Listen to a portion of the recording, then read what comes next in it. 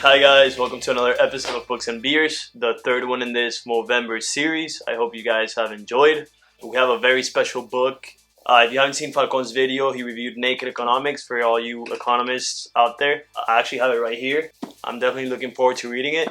And for this week, we're actually going to be reviewing one of the best investing books to ever be created. Warren Buffett has been quoted saying that it's the best investing world that has ever existed, and he attributes a lot of his success to this single book, and that is The Intelligent Investor. So a lot of this book is based in cases that happened in 1974, but they're still relevant, and there's commentary by Jason Zweig. He updated the book and the commentary in 2001, so he relates a lot of what happened in the dot-com bubble to what Ben Graham was talking about in 1972. And it's interesting to read. This is a book about value investing.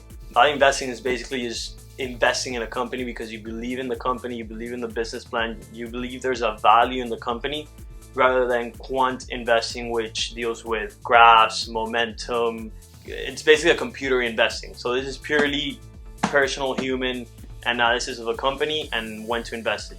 Instead of breaking it down by chapters like I normally do, I want to talk about the three things that stood out to me, and I still remember it to this day. The first main point that stood out to me was that he defines what an investor is. He divides up the investors in the market into two segments. You have your speculators, which pick stocks based on graphs, on momentum, on what they see, on hype.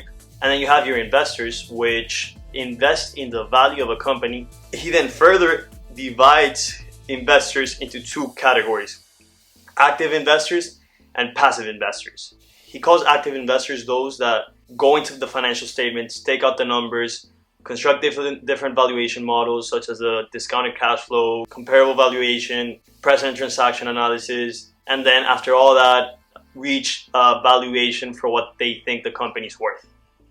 If you don't know what any of that means, or if you're too lazy like I am to do all that, you probably fall into the passive investor field, which is someone that just wants to invest for the long term and doesn't want to get into all the nitty-gritty details of having to analyze companies and stuff. So if you don't want to get into details of how to invest or how to analyze a company, how to evaluate, how to fix accounting distortions, which assumptions to make, then you fall into the passive investor, which is where I am and most people are. He then goes on to talk about how the stock market is a pendulum. Think about it like this. In a bull market, people get so excited and so greedy that they push the market so far up that at the end there has to be a correction. The market goes down, but when it goes down extremely low. And at that point, he says, is when an avid investor sees an opportunity to buy and invest when everyone else is panicking and selling. He talks about it like this: there's good companies and bad companies. But a good company might be expensive. You have to think about it like when you're going shopping. You might not buy something even though you like it because it's too expensive. Good companies can be expensive as well. So even though Tesla might be a good company, it might be a little expensive right now, even though it has good long-term prospects. But then there's companies that might not be great, but they might be cheap.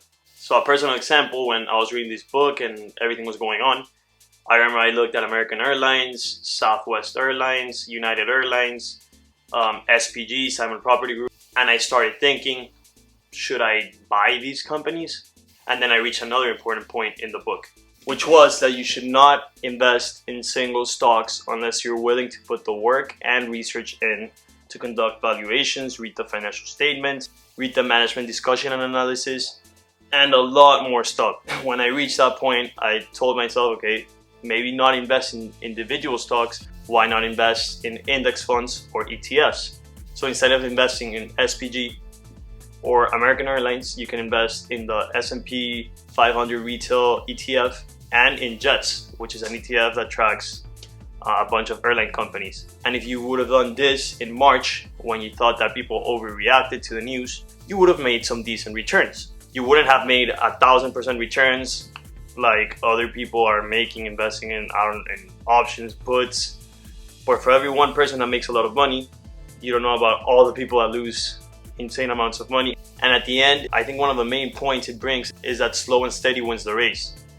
Maybe right now the electrical vehicle market is going insane and people are making a lot of money on it, but so was the real estate market in 2008 and the internet stocks in 2000. Am I saying that the electrical vehicle market is a bubble? Who knows? One of the best quotes that I've read in this book is that there's two people in this world. The people that don't know what's going to happen in the stock market, and the people that don't know what's going to happen in the stock market. Now, even the best investor in the history of the world makes mistakes. And one of the mistakes that Warren attributes to turning into a speculator rather than an investor is that in 2005, he was invested in Anheuser-Busch, and they were going to merge with a company called InBev, and he turned into a speculator because he didn't think that the merger was going to go through, so he sold the company instead of believing in the value and reminding himself why he invested in the company.